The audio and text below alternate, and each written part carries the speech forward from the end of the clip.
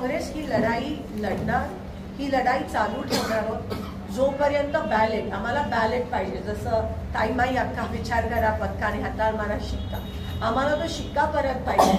आम्हाला सोडा. जेव्हा आम्ही म्हणतो आम्ही गावोगावी जातो, वस्ती वस्तीवर जातो, तेव्हा लोक म्हणतात पहिले ते बदला. ते असं पहिल्यांदा झालं असेल महाराष्ट्राच्या इतिहासात की जिंकल्यावर पण लोकांमध्ये कसं, जेव्हा नेता जिंकतो, जेव्हा आपला उमेदवार ज्याला आपण मतदान केलंय जेव्हा तो जिंकतो, तेव्हा आपल्याला वाटतं आपणच जिंकलोय. सर्वसामान्य माणसाला तसं वाटतं. हे पहिल्यांदा झालं असेल की जो जिंकलाय, एक तर त्याला पण वाटलं नव्हतं की तो जिंकणार आहे. ते म्हणजे भाजप हताश होऊन म्हणाले की नाही तुम्ही निवडून येता. आयबी रिपोर्ट सगळे महाविकास आघाडीच्या बाजूने होते. सर्वे रिपोर्ट जे प्रत्येक निवडणुकीत आम्ही वापरतो, वेगवेगळ्या कंपनीज कडून आम्ही सर्वे, शेवटच्या म्हणजे जे आपण म्हणतो कत्तल की रात, तेव्हापर्यंत आम्ही सर्वे करत असतो राजकीय पक्ष. आणि त्या सर्वेमध्ये पण जेव्हा काँग्रेस आणि महाविकास आघाडी पुढे असते आणि एका रात्रीत इलेक्शन कसं फिरतं हे आम्हाला अजून ह्याचं कळलं नाही. आणि त्याचं उत्तर आम्ही जेव्हा निवडणूक आयोगाकडे मागायला जातो तेव्हा आम्हाला ते उत्तर ते सक्षमरित्या देऊ शकत नाहीये. ते सांगतात ऐसा है वैसा, ते दाखवतात हे प्रूफ ते प्रूफ. पण मेत्रे साहेब म्हणाले की मॅन्युफॅक्चरिंगच तसं करून आलंय. किंवा जेव्हा आम्हाला उमेदवारांना बोलवलं जातं आणि पूर्ण मशीनचं दाखवलं जातं, एक प्रकारचं मशीन कशी चालते, तेव्हा मात्र यांना स्ट्रिक्ट इन्स्ट्रक्शन होते की मोबाईल चालू करू नका.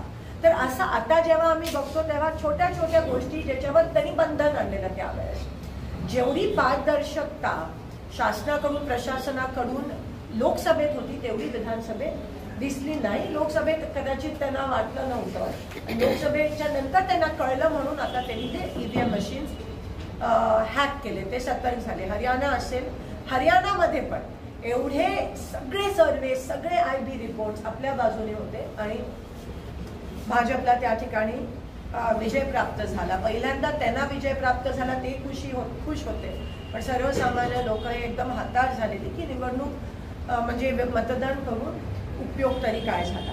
तर हे आमची लढाई आहे. आम्ही निवडणूक आयोगावर पारदर्शकपणे काम करत नाहीये असा आमचा आरोप आहे. आम्हाला जी माहिती पाहिजे ही माहिती पहिल्यांदाच असं आहे की आम्हाला प्राप्त होत नाहीये.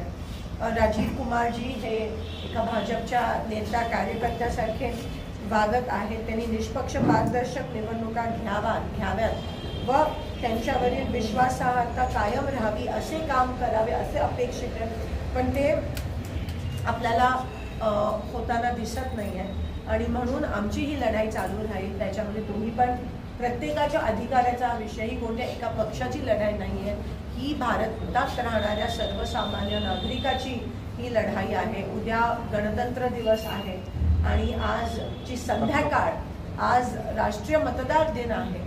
आणि असं मग खरंच आपला देश रिपब्लिक आहे का, खरंच आपला प्रजासत्ता आहे का आपल्या देशात आहे, जी स्वातंत्र्य जे लढाई त्यांनी मिळवून दिली. पण आज जी विचारसरणी आपल्या देशात आहे ती आपल्या देशाला मागे घेऊन जाते, ती लोकशाही आणि संविधानाचं खून करत आहे. अशी विचारसरणी जर उद्भवत असेल तर आपण मुळापासून उठून ते विष जे देशात पसरवत आहेत हे आपण थांबवलं पाहिजे. आणि म्हणून ही आपल्या सगळ्यांची लढाई आहे. उद्याच्या प्रजासत्ताक दिनानिमित्त शुभेच्छा देते, पण खऱ्या शुभेच्छा तेव्हा दिल्या जातील जेव्हा बॅलेटवर इलेक्शन आपल्या देशात लढले जाईल. ईव्हीएमच्या विरोधामध्ये मार्केटवाडी